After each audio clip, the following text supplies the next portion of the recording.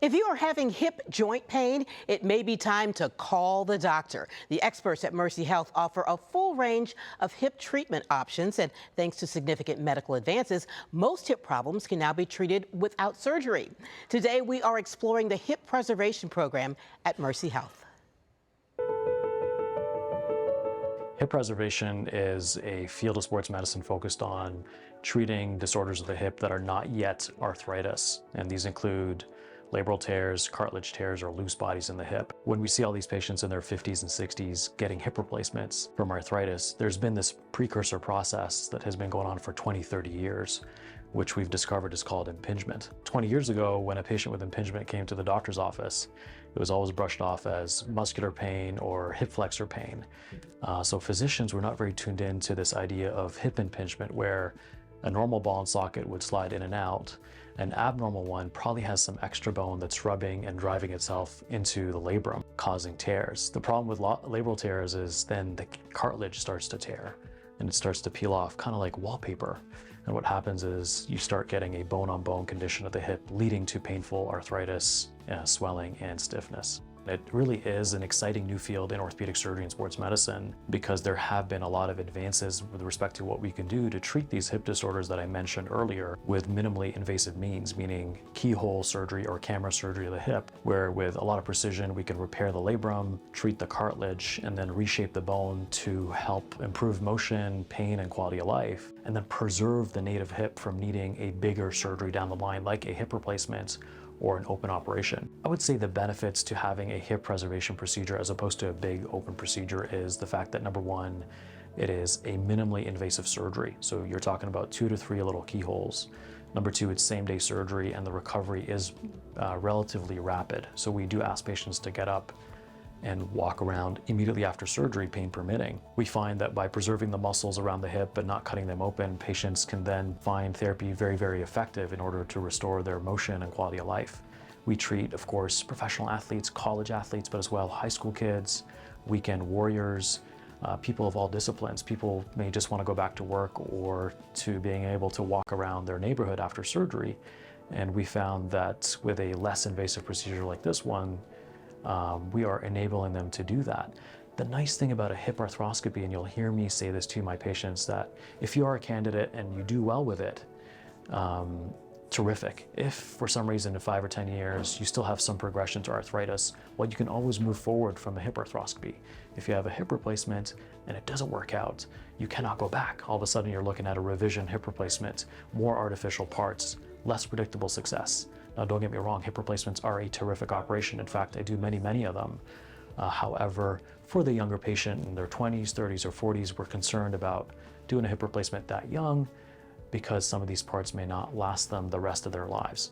We are very fortunate here at Mercy Health that there is a big push and support towards clinical excellence. So within Mercy, we have access to a lot of educational resources, we have funding for education, and we have a lot of research resources as well. So those things in collaboration with our physician collaboration allows us to develop programs like the Return to Play protocol. It's actually the first protocol of its kind for this patient population. We just published it last month in the International Journal of Physical Therapy. So it's just really a means for us to be able to continue to move the field of physical therapy forward and make sure that we're really giving our patients everything that they need so they can achieve their goals. As a whole, when it comes to return to play after hip arthroscopy, there really is a high rate of return. Nearly 87% of athletes who go through this surgical procedure are going to get back to sport, but only about 50% of them report returning to their pre-injury level of sport, which means that there's a discrepancy within the management of these patients of making sure that they're actually ready to return to play when they get released.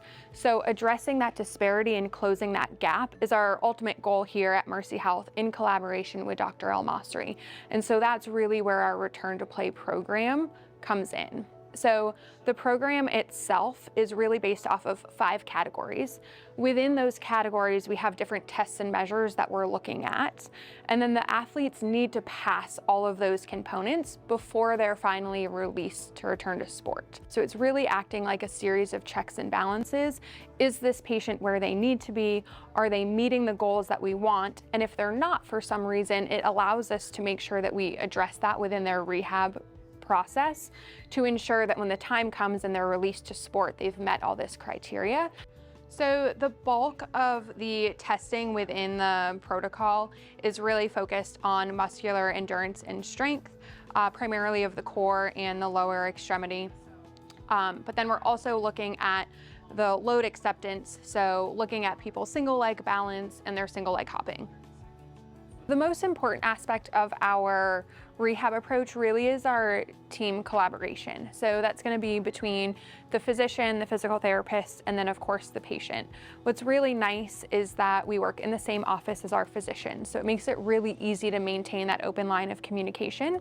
It makes it easy for us to be able to update the physician on the patient progress, but also if there are any questions or concerns, we can address those in a timely manner. So it really just enhances the care we can provide to our patients.